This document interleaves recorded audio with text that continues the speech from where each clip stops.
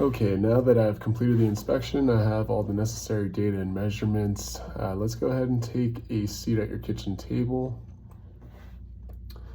Now, majority of my homeowners really enjoy the educational process, understanding exactly what's at the root cause of their sagging floors. Really just get a better understanding why you had to call me out here in the first place.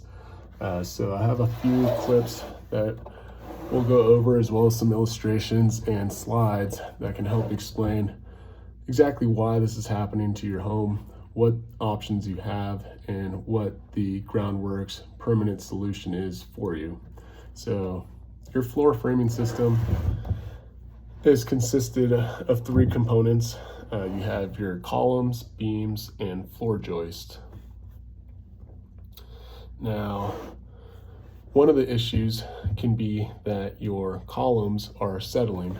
So essentially your cinder blocks are sitting on soil. As soil collects moisture, imagine having your right foot on dry dirt, your left foot sitting in mud. As you're holding weight, let's say this is the dry area versus this being the mud, as you're carrying hefty weight, what ends up happening is the muddy cinder block starts to sink. Just imagine stepping into a wet puddle of mud. What happens when you apply that foot and force into the ground? You end up squishing, compressing the soil, and you lose stability. So that could be the issue for sinking columns. So that would be settling columns, or during the construction of the home, builders may have inadequately designed the structure. What I mean by that is they may have improperly spaced some of the joists or the beams. So a good example would be properly supported joists are going to be very stable. So like if you were trying to push down on the middle part of my arms, there's really not much give. But as I start to separate the arms and the joist and the beam start to separate, you can see how the middle area starts to bow. You lose stability and strength the farther and farther away you separate those beams and joists. Okay, does that make sense? How if the joist or beams are installed at too far of a distance, you lose that stability, kind of creating that bounce as you apply more pressure and weight up on the flooring system. Okay, great, so you're tracking there.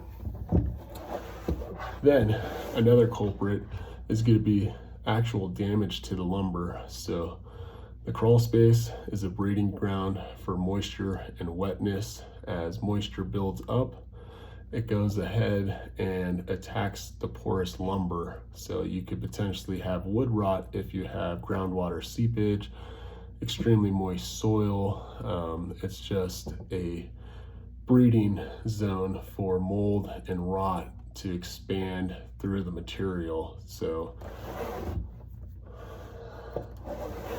when any of these potential causes are within your crawl space, what you'll notice up top, or a lot of the reason why homeowners reach out to us in the first place, is that they notice some cracked tile, cracks in the drywall, floor separation, even some sticking doors. So there's a couple of visuals that will give homeowners notice and pause as to what's going on with my home. Not necessarily that they get into the crawl space. That's why you end up calling a professional like myself, and we can go ahead and diagnose what's really at the core root of some of these cracks, sticking doors that you've noticed on the floor. So now that you know several of the reasons why you may experiencing those cracks and difficulty with opening doors, do you think is causing the problem with your home? Is it the sinking cinder blocks, like the settling columns? Is it overspanned beams? Is it wood rot? What do you think is at the heart of this problem? Yeah, we did have some heavy rain. It could be the settling of the columns. That makes sense. And having been down in the crawl space, I'll have some photos for you to take a look at. But historically there's been a few methods of attempted repair that have failed. One being simply doing nothing. And I think we can both agree that me being out here, you guys are past the point of doing nothing. You're tired of the cracked walls. You're tired of the bouncing floors. Is that safe to say? Yeah, doing nothing, it only worsens the problems. It's not addressing it. It's just turning a blind eye to it, hoping that mold all of a sudden magically disappears, that your bouncing floors magically stop bouncing. Yeah, we get it. It's time to do something. So, first option that homeowners have tried is essentially removing their existing cinder blocks that are holding up the floor framing system and replace them with more cinder blocks. Essentially trying to fix the problem with an already failing system. You're essentially doing the exact same thing, hoping for a different result. What's the definition of that? Insanity, right? Yeah, that's crazy.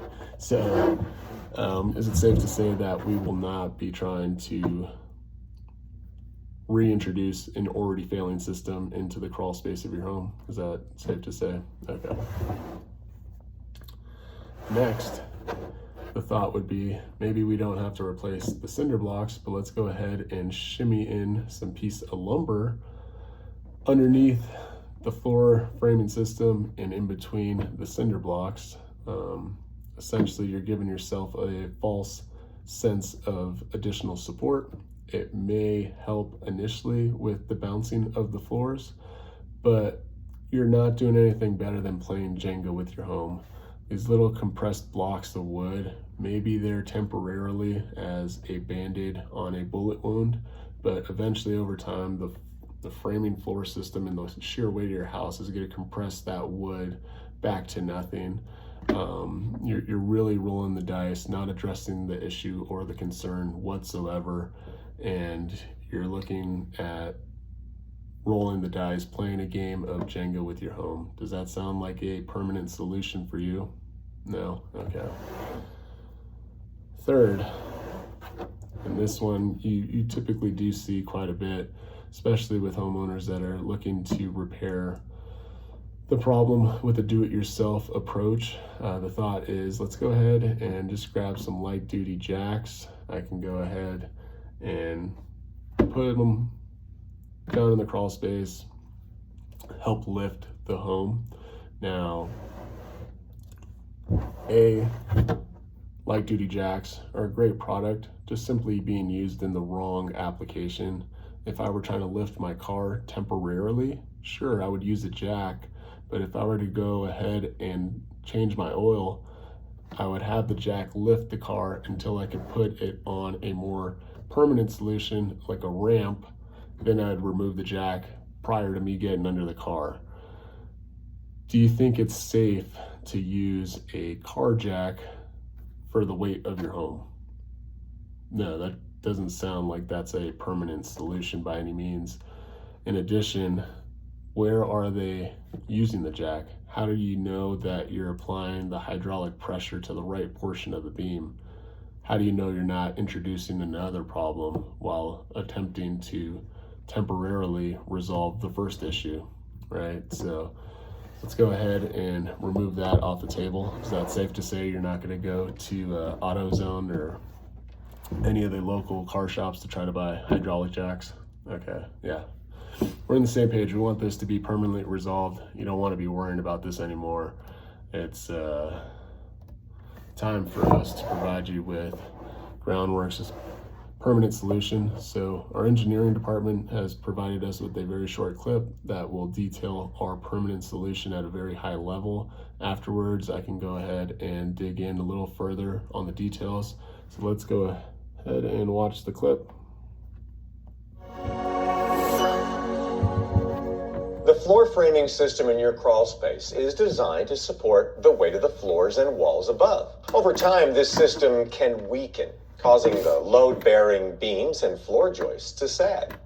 This is mainly due to moisture changes in your crawl space and can lead to mold and wood rot.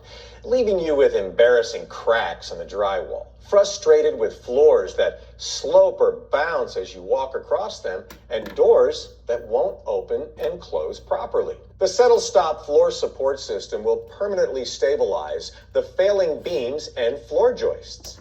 This system is customized to the exact height of your crawl space. No one size fits all. The heavy-duty steel support column is installed on an advanced footing designed specifically for residential application by structural engineers. The adjustable galvanized assembly is then securely fastened to the beam above.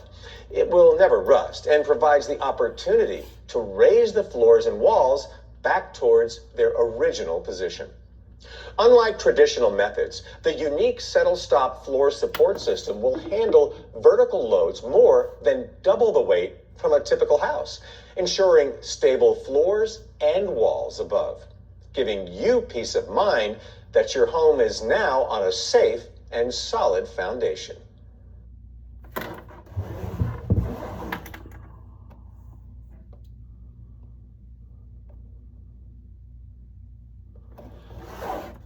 So just to go over that really quick, so the Settle Stop floor support system is specifically designed for the settling of your home, for the sagging floors. We have a proprietary footing specifically designed for this application. So that's kind of the key here. Everything in the Settle Stop floor framing system is designed to resolve this issue permanently. So we have a proprietary footing. We have our adjustable support system that gets placed at the end of it. Once the beams and stability supports have been installed, then we could go ahead and adjust, attempting to lift. But the main thing is we are creating permanent stabilization of your home. Here is a view of a span going over multiple distances. So you can see the Settle Support Stop system gapped out about every 5 feet throughout the home underneath. So that'd be similar to what it would look like at the very tail end.